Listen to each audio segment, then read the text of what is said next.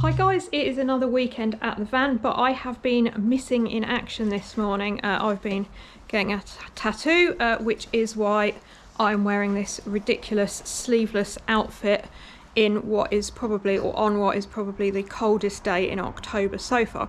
While I've been out doing that, Kerry has been tackling a job that we have not wanted to do. Really, well, we wanted the end result, but we were a bit worried about how difficult the job itself would be, which is to fit the stealth flap at the back of the van, so that we can run the shore power, the electric hookup, in through that way.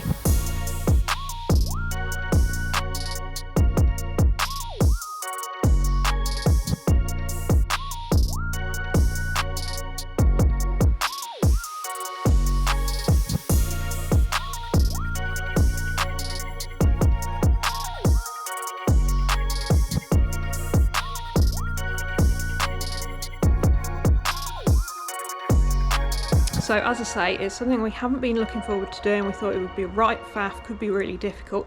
So let's go and see how he's been getting on. How's it going? Not too bad. So talk me through what I've missed. So we took the light out. Yeah. We took this off. Yeah. We've trimmed the top off of that. We've trimmed that bit out. Yeah. That bit was already trimmed for the lock. Yeah. And we've trimmed the clips off the bottom. Mm-hmm. We've stuck in this 3D printed sort of supporty bit. Did that stick in all right? Because that looked a bit faffy when we watched that video. Yeah, there was a few nibs from like the printer on this end that were just making it really too tight. Mm-hmm. So I filed them off and then it clipped in quite nicely. It's good, looks neat. The instructions are not clear about which way it goes. So eventually there's a sort of slightly long bit. So if you like look at that compared to the shape of that, you can work it out. Mm-hmm. There's also a sort of thicker bit, which is what the hinge screws into. So you can work it out, but the instructions could do with telling you that. Yeah. So we're now at the critical point where we need to try and get it lined up. Okay. So that's what we're doing. I've got some masking tape on there, and that's just before you asked me to come and get you. I just marked where I think it needs to go. So we'll just double check that. Yeah. Yeah. So I'll put a spacer in there just to. Mhm. That's the rear light. So that's the space you'll get in the back.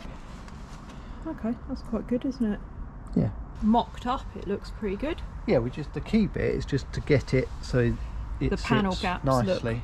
Like that. Yeah. That is tight on the hinge, so in theory it will sit that way.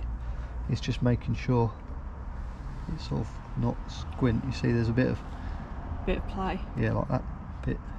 Yeah. So sort of if we can get it anywhere close to straight, I think we'll be happy with that. Okay. I think where I marked before is where we need to be. Just there. Okay. So those two, that's the two holes there. Yeah, that coincide with. The only thing is, there's hardly they're anything really on tiny there. screws. Yeah. Well, if that's what they come with, then I guess that's what we use. Presumably, but they are tiny. Yeah. Thank you. Lining it up is undoubtedly the trickiest bit. We found that the plastic insert slightly altered the curve of the original panel, so trying to get nice even panel gaps and making it look visually correct wasn't easy. As you can see, we fettled a lot, and to be honest with you, when we stopped for the evening, we weren't very happy with the fitment. We decided that we'd got it fitting as well as we ever would, and the best thing to do would be to just live with it. Now that we're not peering at it in inspection mode, it is much more visually acceptable, and a lot more pleasing on the eye to me than a black plastic hookup flap, even if the fitment could be improved.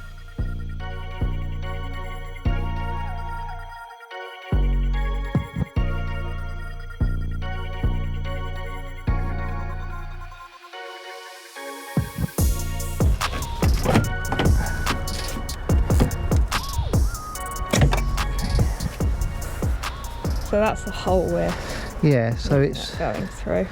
It's would be the idea is sort of would be up Yeah. sort of in there somewhere. And through there. And there's quite a big sticky outy bit, so I'm sort of hoping that means there's some room. So just stick that back there for a minute. Yeah, so we're just going to try it with the... Just going to, So I might need you to hold an end of it. Yep. What do you want me to hold that this end while I feed that in, or try to feed it in.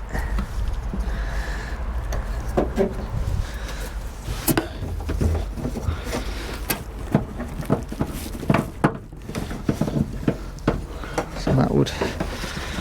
That goes quite well if we can get it to work. Yeah. So it would go sort of... I'm thinking probably has to have a bit of a bend on it and sort of almost like that somehow. Okay, so we just need to check that if it goes like that, we can fit the that bit. So it's kind of. So I think I'm going to need you to hold that like that. Okay, I'll put this down. Show how it moves. So it's not like pinched by the light. It's not pinched at all. So that's good. So because we haven't got enough space here to fit all 4 screws into there, we've got a fashioned bit of aluminium plate which is being copper bronzed as well. That's good. It's the first time I've seen this. That's why I sound so surprised. That'll go. So it'll go like that. Yeah. And will give us opportunity to screw in. Amazing. Yeah.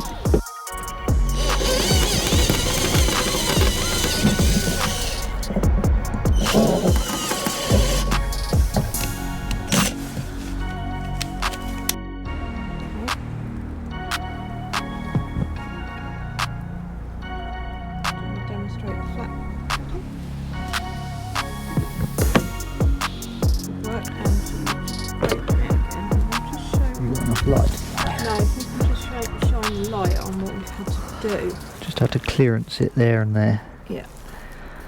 Just because ours stuck out a bit. A little bit, yeah. It's a bit manky, we'll have to clean that up. Yeah, we can do that. But it does.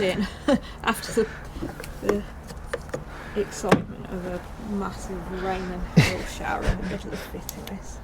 So as you can see, you'd never know that the electric hookup point is here, which is a nice tidy solution. Obviously my van isn't a stealth camper, but this would be ideal if you wanted your van to look stealth most of the time, but still benefit from the occasional use of hookup on a campsite. We've installed a consumer unit on the end of the kitchen, which I'll box in eventually, so it's time to test the sockets. Happy days, these are working, and as a final test, we get the radiator on for a real-world demonstration. As always, thanks for watching, and stay tuned for more van build content.